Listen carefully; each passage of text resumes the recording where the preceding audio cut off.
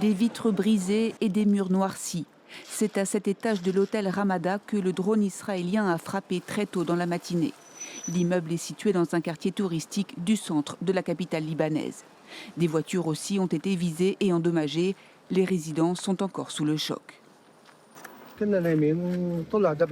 On dormait quand une énorme explosion a eu lieu.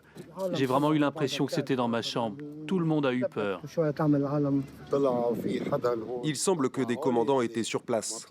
Si ces responsables sont des cibles, ils ne devraient pas se trouver parmi la population. Dans un communiqué publié tôt dans la matinée, l'armée israélienne confirme avoir visé des commandants de la force Al-Quds, corps d'élite des gardiens de la révolution iranien, spécialisés notamment dans les opérations extérieures. Les frappes israéliennes se sont poursuivies dans la nuit et dans la matinée au Liban.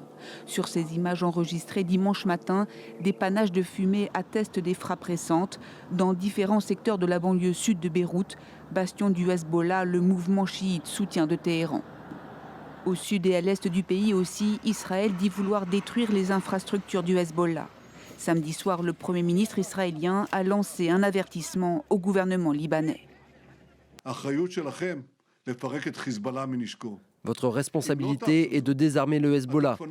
Si vous ne le faites pas, l'agression du Hezbollah aura des conséquences désastreuses pour le Liban. Ici, à Maïfadoun, dans le sud-est du Liban, les pompiers tentent d'éteindre les flammes causées par les frappes. Les secouristes évacuent aussi les corps de victimes. Dans les zones ciblées, les civils tentent de fuir les hostilités. À Beyrouth, le nombre de déplacés explose et se compte par centaines de milliers selon les autorités libanaises. En plus de la peur et de la précarité de leur situation, ces déplacés libanais vivent dans une grande incertitude, sans savoir quand la guerre s'arrêtera, ni comment survivre d'ici là.